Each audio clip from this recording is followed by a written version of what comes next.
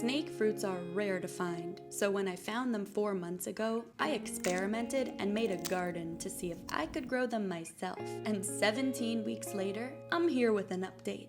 It took me 4 years to even find this luxury fruit, so you can imagine how excited I was to bring them home and finally open them for the first time to see what they looked like inside and what they tasted like. Of all places, I spotted them in a mall in Germany, and this exotic fruit store was insane. They had crazy fruits like mangosteens, cacao pods, tiny lemons with edible peels. Fruits I never even knew existed lived there. But I put some snake fruit in my basket, some edible lemon peels, and I flew all the way home to Toronto to start my experiment.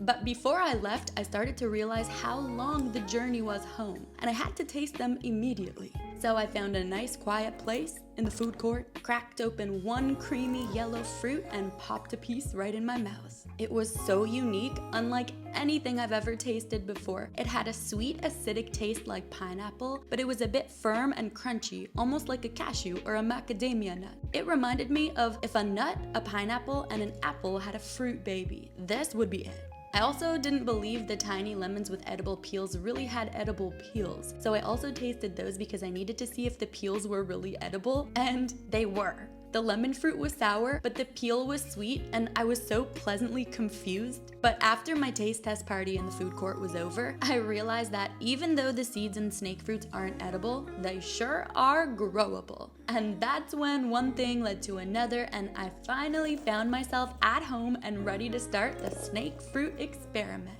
I took the snake fruits into my hands and immediately got to work. At first glance, they looked like a scaly skinned ball that kind of resembled garlic in a weird way. I slowly started to peel back the thin, shiny, dark brown skin to reveal the firm, crunchy lobe. They aren't juicy, which makes them pretty convenient to peel and eat, and of course grow.